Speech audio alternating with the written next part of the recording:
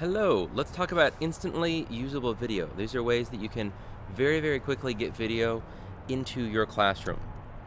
So there's really three different ways that you can acquire video in your class. The first one I call just instant video, where you grab something off the internet or you grab your phone or iPad, hit record, and you're done. There's zero editing. Almost half of what you're going to be doing is going to be just a quick edit, trimming the beginning and the end, the heads and the tail, and that's it. Like, just really simple, maybe a title, and you're done. And really only about 10% of the time you're going to do this really nice polished video. We're going to spend hours really working on it and editing it and getting it just right and kind of storyboarding it. Most of what we do in 514. But realistically, about 90% of the time you're just going to do very quick edits or even zero edits for the video that you're going to be using in your classroom. There's two ways you can get video, either from a website or something that you're going to make on your own. So let's take a look at these different websites. The first one, I think you've heard of it. It's called YouTube. It tends to be a verb these days. If you want to find out how to do something, you YouTube it. So if you're going to be creating videos for your classroom, please put them on YouTube. You have to do it in 514, but also just in life. Any teacher-created videos should be going on YouTube. If it's blocked, then there's a trick that you can sometimes get around as a teacher. The URL of YouTube is http://youtube.com. If you add an S, HTTPS, that's a secure connection, and it often will allow you to get around the blocks of YouTube. So use that as your own discretion. The next one's TeacherTube. Now, I actually spent some time looking for a logo. This is the best logo I could find. TeacherTube is terrible. Please just avoid it. Don't use it. It used to be cool at some point, and just it's not. If you want an alternative to YouTube, use SchoolTube. SchoolTube requires you to have a K-12 account, so if you don't have one yet, you can't really play with it so much, but SchoolTube promises to have their site not blocked at your district. If your district blocks SchoolTube, you email them and they'll actually go through and get it unblocked for you, which is very cool. They have it set up at kind of the site level, so if you're the head of video or technology at your school site, other teachers and other students can actually submit it to your school channel, and then you can approve it.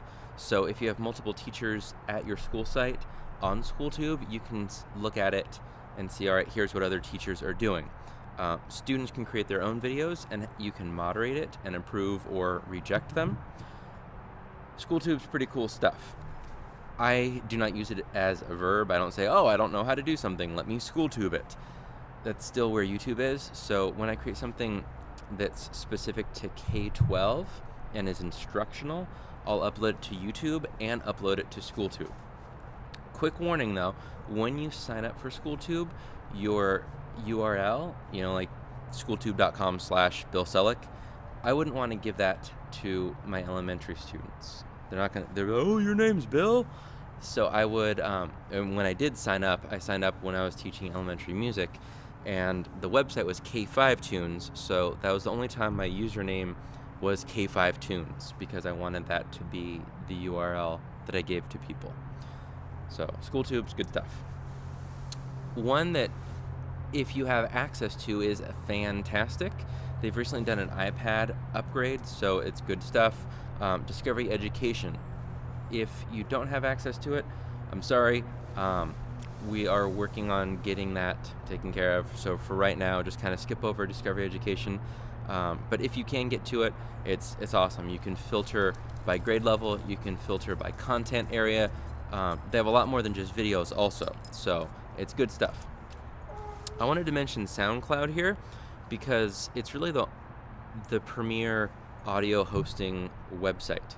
So if you want to host just audio, just push audio up there, or even have your own podcast, SoundCloud can do that for you. I really like SoundCloud, and if I'm looking for audio only, it is by far my favorite choice these days. PBS has a new teacher section. You can't download yet, but look for it. PBS is doing more and more with their videos. They've recently added a channel to Apple TV.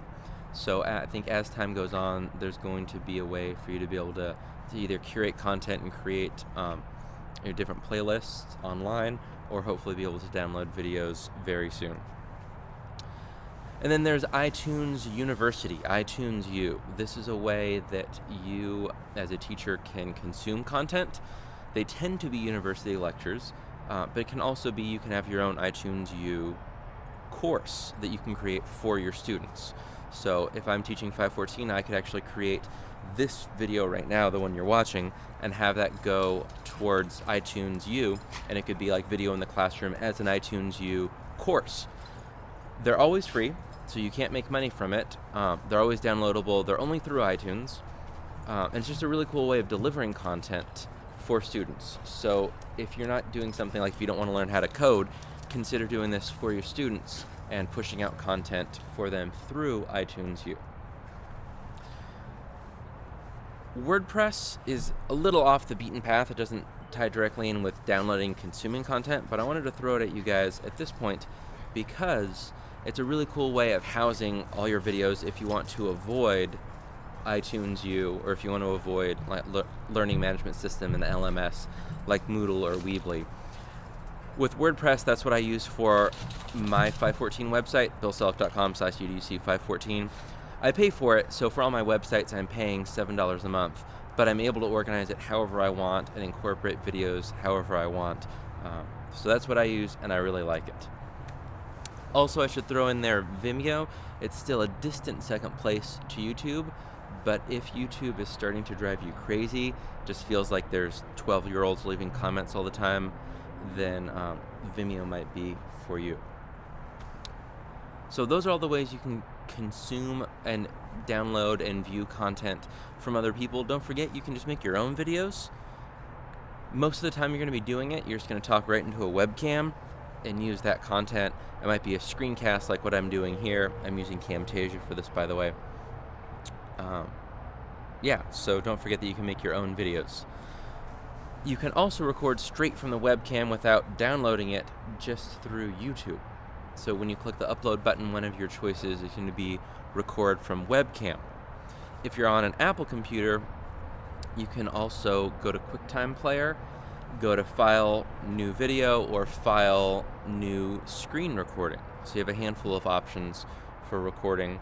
If you're on an iPhone or an iPad, you can always just point the camera right at you and start recording your video and do it that way. Or, set it up on a tripod or on a purse or a wallet, balance it, hit the record, then run around and record.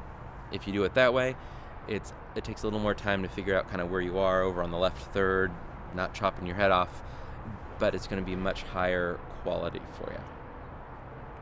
So screencasting, I already mentioned QuickTime. I'm using Camtasia. It's paid. If you keep your eye out, there's a handful of different ways that you can get cheap or free versions if you attend ed camps. TechSmith will often donate a few licenses, so you can get free ones with that.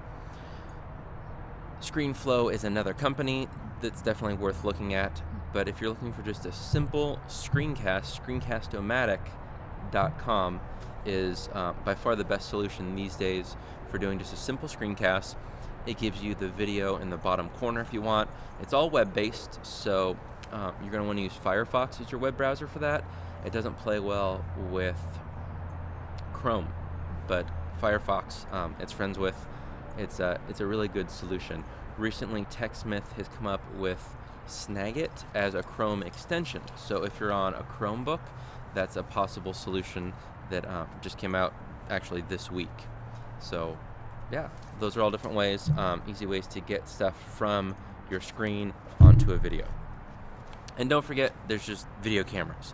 And these days, when we mean video cameras, we usually either mean iPhones or iPads, but you can just record your own stuff on a camera. Once you're done with all of that, upload it to YouTube, possibly also upload it to SchoolTube. But also consider using Symbaloo as a way to visually share your videos. If you haven't seen Symbaloo, definitely check it out. It's always free for education. And this is actually a little screencast of what I did when I was teaching elementary music. It's a way that when students click on it, the video pops up right there within Symbaloo, so they don't have to go off to YouTube. They don't have to go to different places. You can just host like 30 videos right there and you can see what they look like. It's a pretty cool solution for you. So I don't want to get into too many details like click on this, here's what you do in Symbaloo. It always changes. YouTube is always changing. The apps are always going to change. But the idea that you can grab stuff from the internet and use it in your classroom, use it in your own videos, or record your own videos, that workflow is always going to be there, and that is called instantly usable video.